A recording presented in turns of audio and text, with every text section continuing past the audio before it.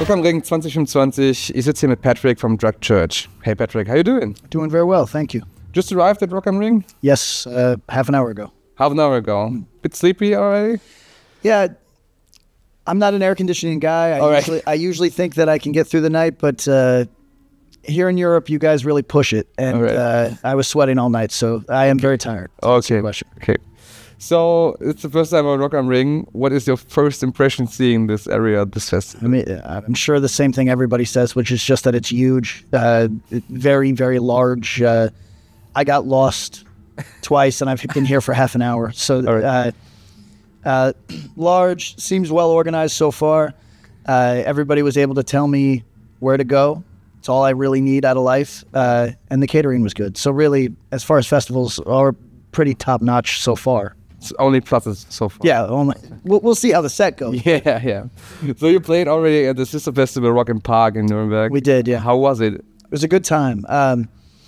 I encountered a little frustration, if I'm going to be honest, because my voice just went out. Okay. And like about a quarter of the way through the set, maybe a third of the way through the set, my voice just died. All the low end in my voice totally gone. Very thin sounding voice. And then at that point, it becomes basically a dance routine. Like I'm just moving, but nothing's coming out, and I'm trying. It's very frustrating. But seemed like we were well received, and people had fun. So I can't complain. But the voice thing, I guess I'll complain a little. Yeah. So with festivals this big, with barriers and like these huge stages or bigger stages, what is your approach for live shows? Is there like a secret sauce for you guys? You are getting on top? So if you're playing a club show, we're a band that likes to see a lot of stage dives. I like to see moshing, but we don't play music that is heavy enough to do that type of hurt each other mosh. So I like some real stupid, like entry level push pitting sort of thing. That keeps it fun for everybody, but obviously you can't call for stage dives at an event like this. There's a barrier. Somebody's going to die if they try it. So you got to, if the space is full, you can call for people to come over the barrier. Usually the security in Europe is pretty responsible. I don't feel like I'm putting anybody at risk. And then, so you could do crowd surfing, come over the barrier, et cetera, et cetera. That's if things are already really wild. If I have to win over a crowd, if I'm playing in front of people that don't know my band at all, Europeans, I say this with total deference and respect, you have a natural inclination towards circle pits. so I just lean in. You know what I mean? We have maybe one song, two songs that are appropriate for a circle pit, but in Europe, I'll just say, just keep it moving, everybody. Because keep running. Yeah, just keep it. Because if it's, like I said, if it's an event where a lot of people don't know us, everybody has fun in a circle pit. And you also don't, sometimes moshing can be a delicate affair, because if you're not familiar with the crowd, maybe you're a punk kid and you see nothing but metalheads around you. Maybe you're a metal kid, you see nothing but punks around you. You don't know if you're going to offend somebody by moshing the way that you do at your normal shows in your town. But circle pit, nobody can mess that up. Yeah. So circle pit's my go-to. So we have these big festivals like Rock am Ring and Rock im Park, but we also see a lot of resurgence of small grassroots, local scenes doing DIY shows, and you guys are not unfamiliar with it. You are born from it, actually. So is it something you experience more yourself, that this is like a trend coming back, that these local stuff is having a... Yeah, I could talk about this for an hour. I know we don't have that much time, but in the kind of music I enjoy, which is hardcore music within a narrow band, there was essentially a lost generation where maybe the bands immediately before them didn't do a good job of welcoming new kids, or maybe there was just something more exciting going on. There was an era where a lot of young people getting into music for the first time wanted to do kind of like basement rap. Yeah. You know what I mean? Which probably felt very much like punk and hardcore did to me, because it's very accessible. You know, you don't have to be a genius to do it. You don't have to know music theory. You can do it cheaply in your home. And I understand the appeal, but I'm a guitar music sort of guy at the end of the day. So I've been very happy to see, particularly, I mean, Turnstile, obviously a huge help in this respect, bringing in a whole generation of kids, starting new bands. Let me put it like this. For a while, we would go on tour and I would not encounter any local band under 30 years old. And that is very different than when I first got into this type of music. When I first got into this type of music, it was, you know, every local band was 22 at the, you know, on the outside. And that all changed. We lost a generation, and now we're seeing more bands. You know, like we play. I don't know if you're familiar, but in the United States, we play with bands like Anxious. We play with bands like One Step Closer. Cool. These are relatively young men, and people are just getting, honestly, just people are getting younger. There's the engineer who records us, John Markson, just recorded a band. They were formerly called Cinema. It's like Screamo sort of stuff. Yeah. Those kids are like 19 years old. Yeah. And you know, really doing the thing out there, touring, playing. So that's the way it was for many years. Then there was a gap where there's just not enough of that.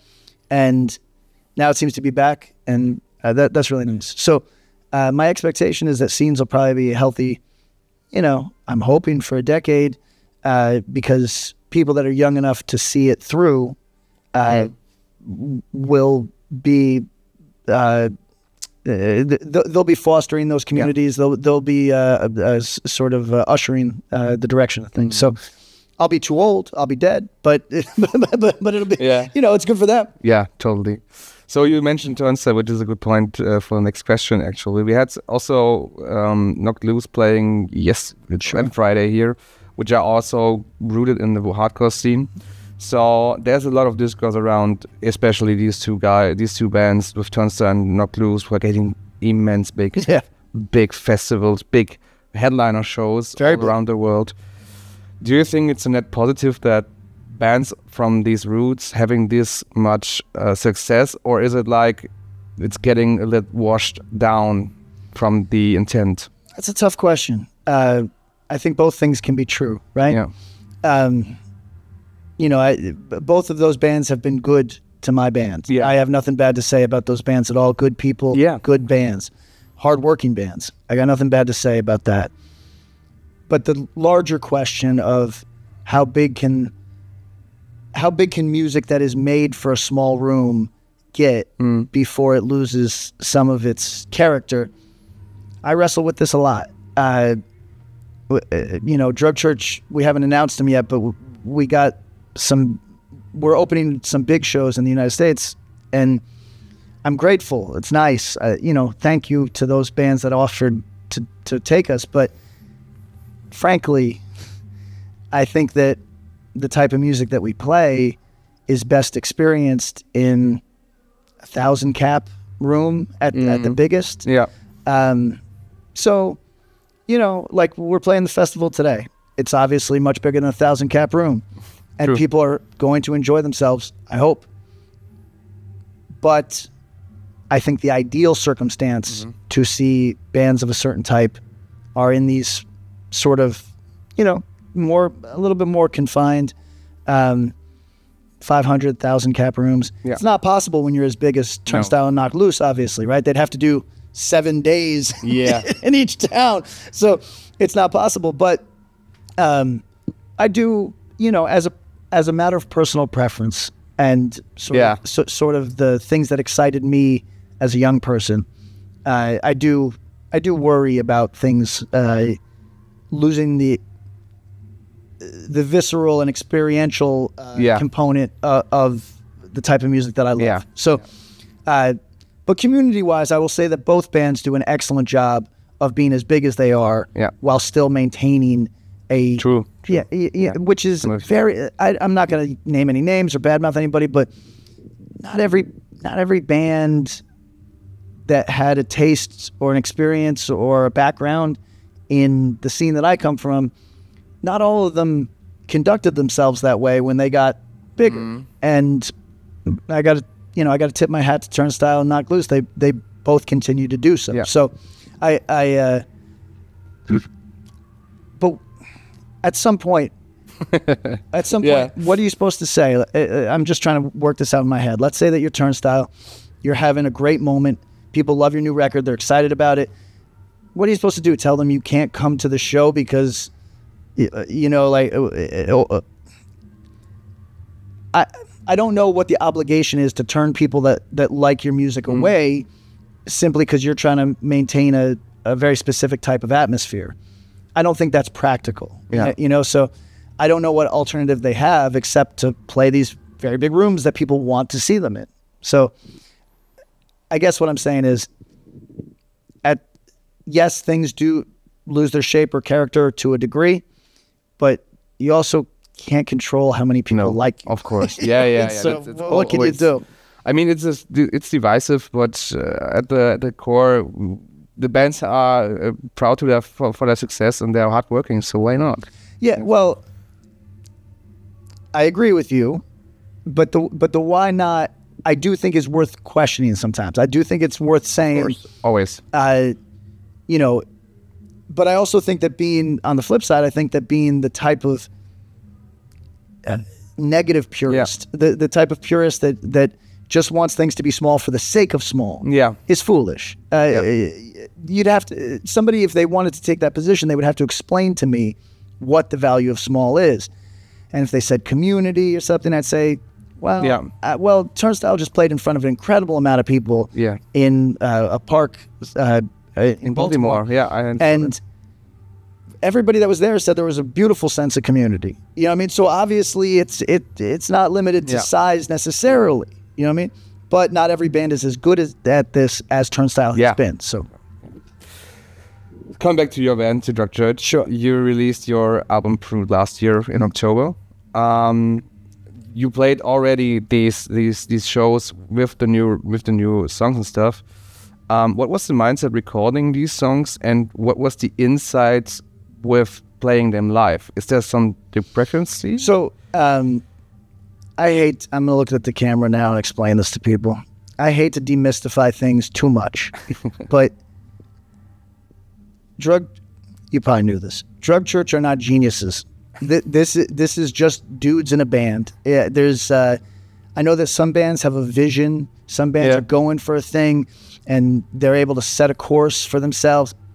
We just go in the studio, we bang on drums, you know, we play our little guitars, I yell, and that's all there is to it. And I don't mean to reduce music, it's the center of my life. I just mean to say that for myself, and I believe for my bandmates to whatever degree, it is an intuitive process rather than a methodical one, right?